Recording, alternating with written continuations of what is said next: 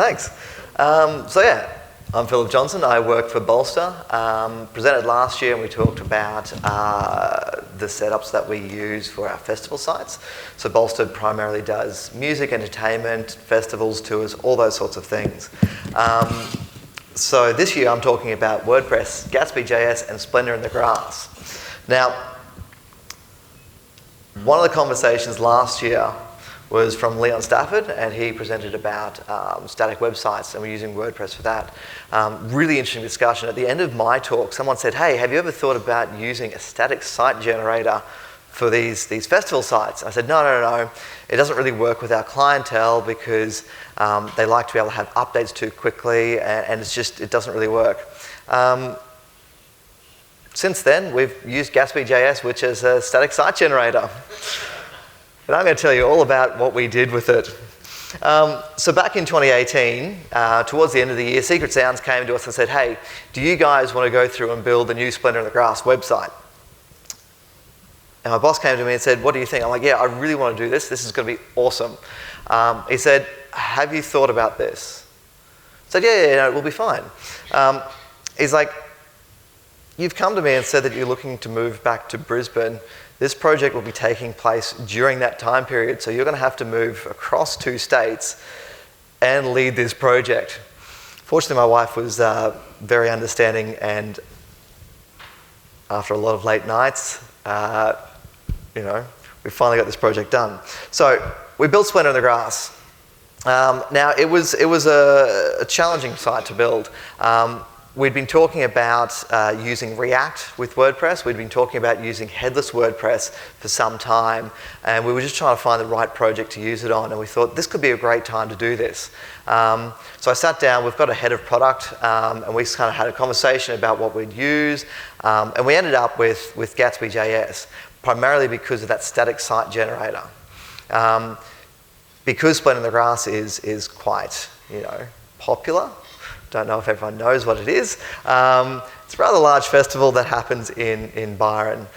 So we were like, look, let's go through and use a static site generator because everything will be then stored in S3 buckets. We'll cloud-face it. We don't need to go through and worry about server load. So we're like, okay, there's a lot of unknowns in this. This is going to be really quite difficult. So fortunately, I was able to steal a couple of developers from his team to help me out on the front-end development, because I don't know much about React. I certainly didn't know anything about Gatsby. So I worked on API development, they worked on the front-end development, and we got there in the end. So this talk, I'm going to primarily focus on some simplified things that I wish we knew when we started. So I'll cover the API development and how we created headless WordPress. I'll talk a little bit about the GatsbyJS setup. There's so much stuff that I would love to discuss, but I don't have the time. And I'll also talk about how our client reacted to it and some of the things that they found a little bit difficult and some of the things that they really enjoyed with the setup. So API development. So does everyone know kind of what headless WordPress is? Like, hands up if you don't know. Cool, all right. Hands up if you know what GatsbyJS is. Has anyone used Gatsby? 1 or 2. Cool, all right. So headless WordPress is essentially using WordPress as API only. So there's no front-end theme. It's all you're really doing is you've got a theme installed and you're pretty much just outputting data and that people can use. So you've got a REST endpoint that people can access whatever you want. We used ACF, so Elliot's here. Thanks, man. It was a really good thing to be able to use. We had looked at using Gutenberg. Now, Gutenberg is great if you've got that front-end theme and you're going through and you want to be able to see things as they are. With headless WordPress, the idea would be more so that you just want to be able to get the data. The other challenge is like Gutenberg is designed so that you've got your styles and all sorts of stuff built in within your theme on WordPress, but because we had a completely separate React app, there was no styling coming through in WordPress, so it didn't make sense to use Gutenberg. So we used ACF and primarily the flexible content fields. Now, one of the talks yesterday from Alex really covered this in a lot more detail. I recommend going and checking some of that stuff out. because he covers a little bit about why you would use flexible content fields. For us, we use them pretty heavily. We also created global content blocks. So you can kind of see here that we've got a list of every single block type that we're going to be using. You could add it to the page, you could enter your content in, and then we had like these global content blocks. So we used flexible content fields along with the clone feature inside that, which meant that we could create these page templates which adopted the standard layouts that we wanted. It was like, cool, these are all the fields you want. So we created fields specifically for those content blocks, and then we cloned them back into our flexible content that were then used within pages, posts, artists, whatever it is that we wanted, and we just used the ones that we needed. So by doing it like this, we were able to give the flexibility to our client. They could insert the data as they needed, they could just do all that sort of stuff, and still have a REST endpoint so that the front end could pull the data, they could format it how they needed. It wasn't tied to the back end, so if we needed to change the styles, it was all done by a different team. So that's why we used ACF over something like Gutenberg. The next challenge was the API was to be consumed by 3 different areas. The front end, obviously, with the GatsbyJS, and then we were also needed to work with the mobile app developers, because it was, the client in the past had been entering content in for the app, they'd be entering content in for the website, and that it's just mishandles, particularly in the festival space where things do change quite regularly. This year, Chance the Rapper pulled out, so they had to update the content once, and it updated in the app, and it updated on our site, and they didn't have to do that double handling. And finally, it also was consumed by the AR team. So they had an AR component inside the mobile app, which then you could use it to look around, and it told you, hey, over here at this tent, this is who's coming up next, this is who's on now. So they were consuming our API as well. And that presented a couple of issues, because WordPress's REST API is good if you know WordPress. Like, there's a lot of sort of terminology that's in there. You've got these cross-reference fields and lots of stuff that are basically for WordPress. So the mobile app had their own API at one stage, and it was like, cool, this is how we set up our fields. So I had a good conversation with them. So we decided that we would not use the default WordPress API, and we rolled out our own using Laravel's Eloquent. I don't know if anyone's used this, but it's actually really good for API development. It made things quite simple and easy. And I'm going to breeze through some of this because I think more people are going to want to know about Gatsby. But this is the area that I primarily worked on, so I'm pretty passionate about it. One of the things that we did was we registered endpoints for every single post type that we created. So we had a base post type that had a register function in it, so that anytime you registered a new post type, it just ran through this. And that callback method was all we really needed to do to have everything at that endpoint. So it didn't matter whether or not it was searching an array, every single artist, it would just handle it, and I didn't need to change that function over and over and over again. And that made things very easy. So just to quickly touch on how toArray works. Inside your model, you've got a toArray function, and this is all covered in Eloquent's documentation, really well documented. So I just went through and said, cool, for a standard post, it just needs a WordPress ID, all that kind of information, and it would just kind of spit it out. And then if I needed to extend it, I would just basically run this inside a different model and then output it, put more information in it, remove it as needed. One of the really good things I like about Laravel's Eloquent is the collect function. And if you haven't used collect, it's awesome. It's really great. I didn't want to be seen, it's okay. Yeah, the collect function is really good. Basically, it takes an array or an object, it turns into something that can be queried, collapsed, and can convert it to an array, and you don't really need to do much. So check it out if you're doing a lot of PHP. You can install a Composer package and just use collect by itself with any project that you've got.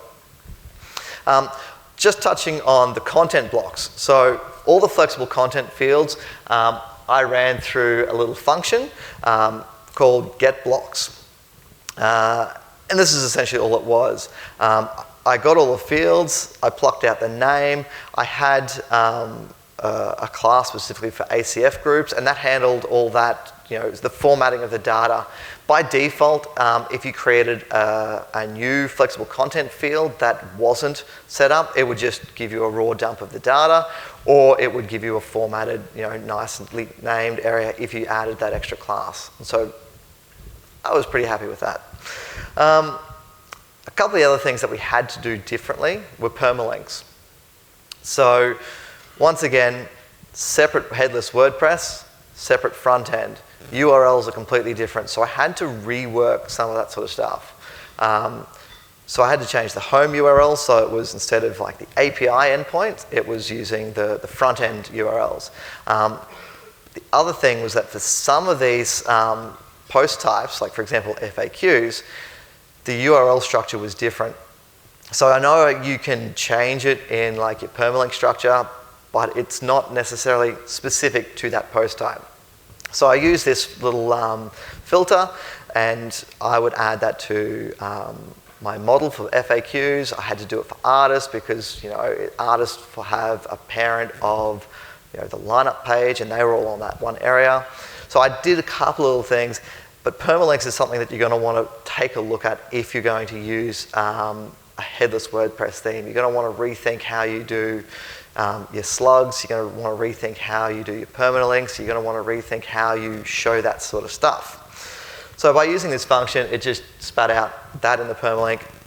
Then when it was, we had Algolia search on there, so it pushed to that, and then you didn't have to try and find a fancy way of doing it.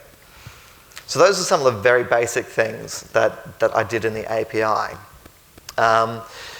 There's a couple of things I'll refer back to as I move on, just because there's a few little gotchas that you don't think about until after you start using Gatsby. So Gatsby has got this plugin.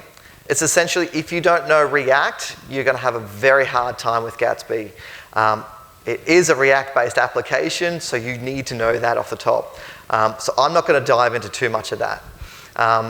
It's also based on GraphQL, which is one of the biggest gotchas on this with WordPress. So if you haven't used GraphQL, it's kind of a different way of querying your data. So you've got your REST endpoints, which is like, cool, I want to know this one thing, and it returns it. GraphQL goes, I want to know all these 10 things, and it just returns it.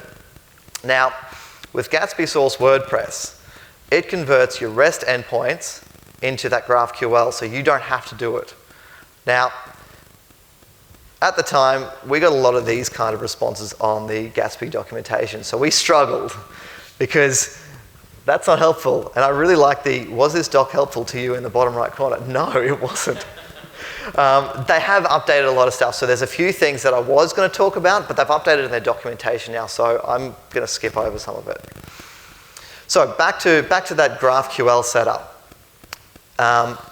It uses what they refer to as an inferred schema with WordPress. So it takes everything that's at those REST endpoints, and it goes, cool, so I'm assuming that this is the type of content that you always have. So it scans through your WP-JSON endpoint. This looks easy familiar if anyone's looked at that. It will find every single endpoint that you've got, and it will go through and convert those. Now, it's in your node setup, it does have these included and excluded routes. I couldn't figure out how to get the excluded routes working. I had a huge time spent on it, couldn't figure it out. Which is a slight problem, because if you're querying every single endpoint that you've got on a website, if you've installed plugins like, for example, Yoast or WordFence, they've all got their own REST API. You don't want that for your front end, but it's going to query them anyway. And if you're building an app on the fly, it's pulling a lot of data that's not necessary. So I really want to try and find a better way of doing that excluded routes. So, inferred schema. Really good up until we started seeing this error during the build process. We're like, okay, what's up with that? you don't see these things necessarily when you're developing it because you fill in all your data. You sit there and you go, cool, I know I'm going to need a menu structure that's got, a child. It's like, hey, I've got a sub-menu on the site, that's what's in the design, that's what I'm going to develop with, that's how we're going to do the front end. We kept on seeing this with a whole bunch of different pieces of our data because we were using this inferred schema. And this was a problem. So I jumped into the fragments. So if you, once again, GraphQL, React, you're going to know fragments. You're going to have to learn it. It'll take some time. So this was the fragment. So a fragment was essentially, cool, we're expecting this information to come through. This is all that we want. So we just wanted, for the menus, title and a URL. That was it. And it has WordPress children. It's like, cool, you'll also have a WordPress child, which is all your sub-menus. This is all we really want. And it was erroring out. So I jumped into the REST endpoint and took a look at what was being returned. So when we put it onto a QA site, none of the data had been filled in. No one had actually entered in this child menu item. So this is kind of what they were getting back. And this is what we were expecting to get back. So the main difference is that WordPress children, and this happens over and over and over again with the setup because you can't always return everything in every possible option. This is the biggest gotcha that we had. This was the most painful thing that we went through because when we started, there was no real good option. So in the past, we had solved this problem by creating dummy content that we just ignored when building out the site. So we would go in and fill in every single piece of item, but I was very worried about giving that to a client because if they deleted the post that had all of that stuff in there, then it was going to throw those errors again, over and over and over again. And so I spent some time with the front-end developers and they're like, look, you've got to do something on your end to fix this. I'm like, but it's really complicated. Like you can't define a schema that gets returned. Like that's not how it works. And so, yeah, it was like this. Honestly, like this was like almost a breaking point for some of us. Fortunately, one of the guys spent all night. Like he was contracted in. Like I've worked with him quite a lot, and he spent all night looking through the documentation. He was like, "Look, I found a solution." This was almost his response. But he's like, "I found a solution. The newest version of Gatsby allows you to define your GraphQL." Now, this is the most important thing if you're going to use Gatsby and WordPress. Define your own schemas.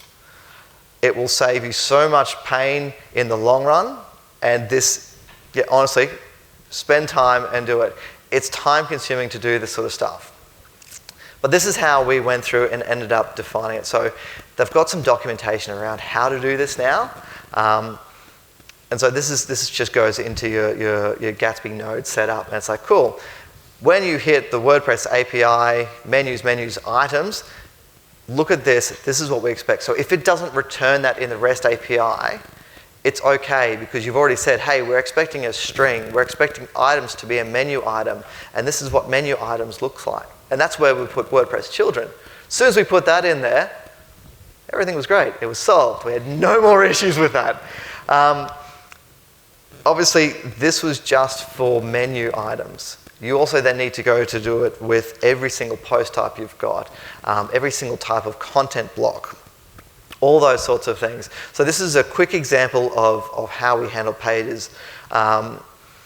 Really cool feature that I found after we finished up with Splendour was this featured post at the bottom.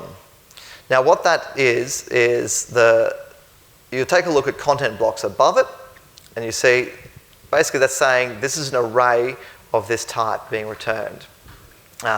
Underneath it this is an array of IDs which should be linked back to your posts endpoint. And this saves a whole lot of problems that you'll run into. There's a gotcha in this as well because it also creates some problems. But by doing this, you could go through and have featured posts or artists return an array of IDs, and then Gatsby and GraphQL will just go, cool, let's look up that other endpoint, match it by the WordPress ID, which is defined at the top, and it just goes, cool, let's link that in. So in your fragment, you can just reference how you would an artist or a featured post, and it's done. So this was super helpful. It also makes your headless API much faster to query. Really good. Next challenge, we had a hybrid app. So everything gets compiled down to static sites. And then we had this option to be able to sign up to my Splendour. And that was just essentially, at this stage, all it is that you can go and favorite artists and it'll go through on your timetable page and give you, hey, this is when they're playing, this is your timetable, this is what you should go and check out, these are all your clashes. So when you're doing a static app, you don't have the ability just to get dynamic data. You can't find out what a user's doing. Gatsby's got a really good setup for client pages, and that's kind of designed for, you log in and then these are protected pages, which is good, but it's not necessarily what we needed. And I was like, hey, why not just when we have that component on the page, we just run a request to the database, like, hit the endpoint. So that's what we did. So we used Axios. Nice, simple, Ajax library that just hits an endpoint, returns it. So we basically used that, and that solved that problem. Really nice, sort of simple solution. We had a login service, so when you logged in with Facebook or Instagram, we had it hit that API, it gives you a token back, and then you post it back to your login service on WordPress, and then we got a JWT token back. And then any other request we made to WordPress, because we were using WordPress users, it just returns the favorite artist that you've got. And then when you favorite an artist, it does it all over again. It just goes, cool. Got the JWT token. We stored that in session, pushes back. Yeah. So that's hybrid app. That was just a nice little thing. Cool. This is another problem. This is not Gatsby. This is React. So if you're doing a lot of client work, you might have clients that want to put ads on their website, or they might want to put Google Form embeds, or one of our clients was like, hey, we've partnered up with Booking.com, they've got a little booking widget. Can you just drop this onto the site? Typically with WordPress, piece of cake. With React, no, not at all. So I didn't put that thing, I've got that later. Yeah, it just doesn't work. There's lots of little gotchas you've got in that. There's no real good solution. I'd recommend just looking up, figuring it out. So load testing. Biggest benefit of something like GatsbyJS is that it handles load well. Now, this was our basic infrastructure.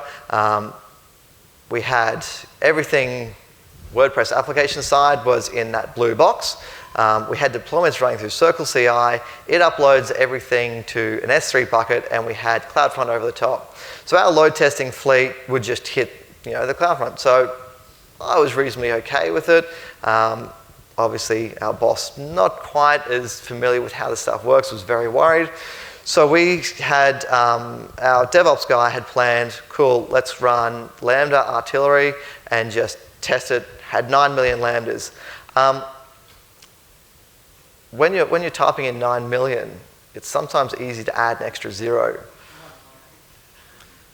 So fortunately, he noticed halfway through, but it's about halfway. So we went through and ran 90 million requests. 0 failures. Absolutely no problems whatsoever. Not an issue. So on launch day, I wasn't actually looking at how many users we had on the site. I was dealing with other stuff. So client side, they were really thrilled that we had set this up. For them, they were obviously concerned about hackers. Splendour, obviously very popular. People do try and get the lineup. So we had the API server all protected. It also meant that our front end, because it was static, there's nothing to hack. You can't hack a static site. There's nothing that you can get out of it. So we were fairly confident. So that was one of the huge benefits that we had on that. The server load was obviously a good thing as well. One of the gotchas, preview. So going back to when I was talking about the way that you could return artists and featured posts in an array.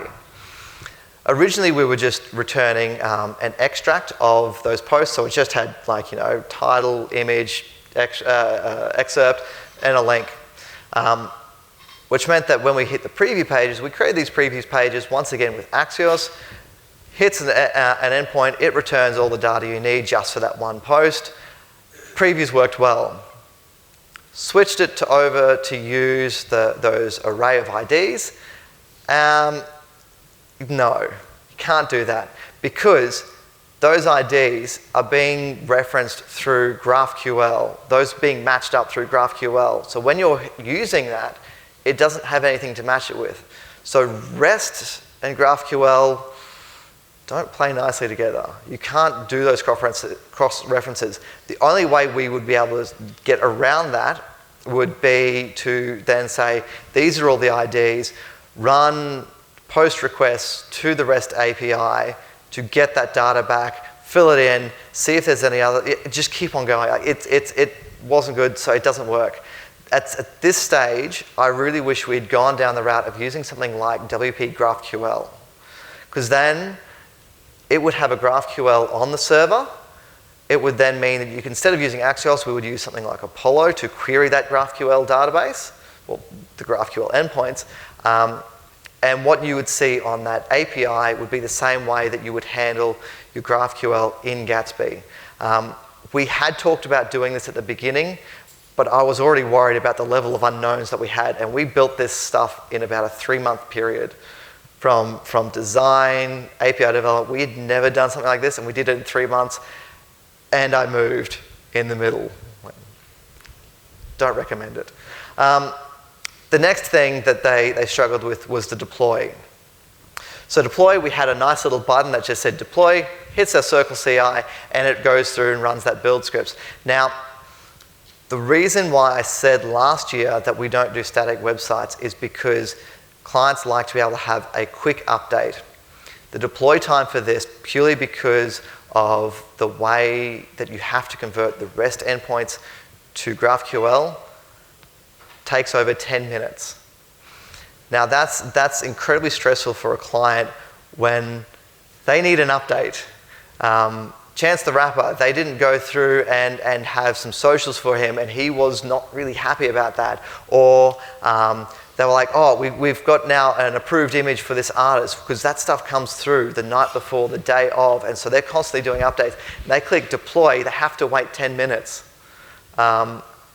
So that was the biggest downside for them as well. So they couldn't preview the data. If you were trying to build it, it would then take 10, 15 minutes. So those were the kind of two downsides that we're still trying to find a way around. And I think a lot of that would come if we converted from REST API to using GraphQL. So those are the most of the little gotchas. There's a lot of other stuff that I would want to flag, but there's no time. And the documentation is much better now. So you can jump in and go back and you know, find all those little issues. We had problems with images. Oh, quick one. Static site, when they get built with React, you don't have a window. So if you're using window and you want to get the size of the window, if you put that in your application, the build will fail because it doesn't know what window is, because there is no browser. Handy little tip. Make sure that when you're building it, because also when you use local environment, you're probably not building it, you're actually just running it in the browser. So you'll actually run a local host and it just browsing. Anyway, so what did we learn? Take your time. Building this stuff in 3 months is intense. Plan it out. Think about how your client's going to use it. This stuff is really good for simple sites. If you're going to do something complex, it's going to take longer to build. Define a schema.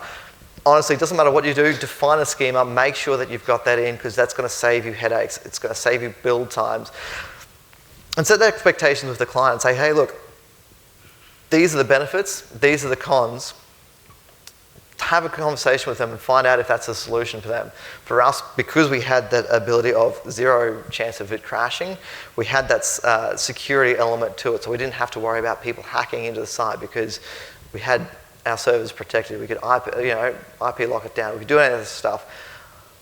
But you got to set the expectation of it's going to take 10 minutes, or if you've got a small site, it could take 5 minutes to update content. And if that's important to them, then you might need to find another solution.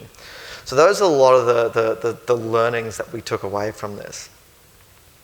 Yeah, look, any questions, I'm happy to try and answer them. As I said, I didn't work too much on the front end. I did recently deploy this site using for Falls, and I had a lot more experience on the front end. I learned all these little gotchas and it. But yeah, hit me up with any questions. Oh, yeah.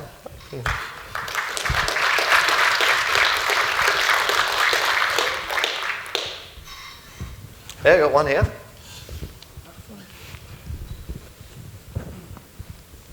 Check 1, 2.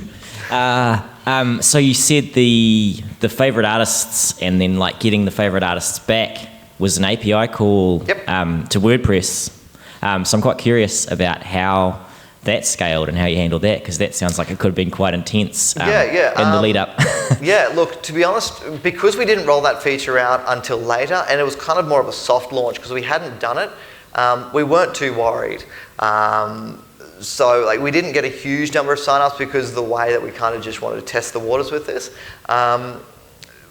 We would go through and put WordPress on a load balancer and that would solve that problem, because it wouldn't matter then, and you could auto scale it. So if we started getting lots of those requests, hits the load balancer, you've got an RDS instance, so that's how we would handle that and handle that at scale. So I mean, my only concern was if they were to hit it while that build was happening. That would be where I'd be most concerned, because that is going to be using a lot. But once again, put it behind a load balancer and you'll be fine. Cool, thanks. Cool.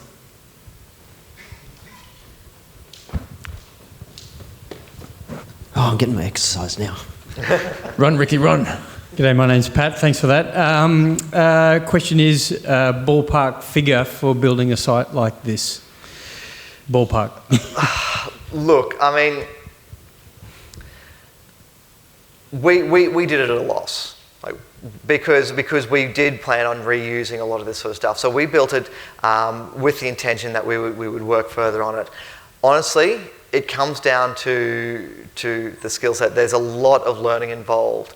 There's a lot of sort of stuff. So to be honest, I wouldn't consider doing this unless you've got a React team, people that understand WordPress API, and a lot of time. So it depends on what you'll charge. But to be honest, I wouldn't want to quote this out starting from scratch again at less than about 100K. Yeah, like it's expensive. It is time consuming, but you do get a lot of good benefits out of it. And once you've got through that learning process, then it does make it quicker. Like for example, we spent 3 months building this site, and we spent a lot of sleepless nights. When it came time for me to do it again on Falls, we did it in less than a month. We even skinned the front end of it in 2 weeks. So it made it much faster.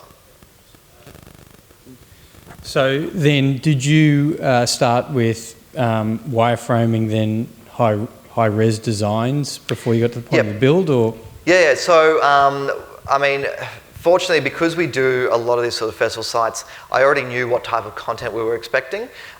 So the designers were going off and doing wireframes while I was able to start work on the API, because I knew, hey, this is what sort of content we're expecting, and we had a lot of conversations. So while they were still doing designs and wireframing and style application, I could get started on the API. And while I was starting on the API, I could then also get our front-end team to start thinking about how they would set it up as well. So we had 3 teams working in tandem. There's a few little challenges. So for example, the front-end developers ended up using something like Storybook to build out the components, which if you're going to use Gatsby, definitely go down the route of Storybook, because you can just build out those components, see them, and then once your API is ready, start fitting in the stuff. The other thing is, when you're doing it locally, build time also is about 10 minutes. So when you go yarn start, you're going to sit there and wait for it to pull all the data, and then you can start working on it. And if you get that schema wrong, you're going to be doing that every single time you get errors, because you cannot start working on the data until after it's been built. And if you change the data, you have to rebuild. So that's one of the other big gotchas that we had, and it's like, cool, plan it, get it down first, and then you'll be able to go, no problems. Anything else?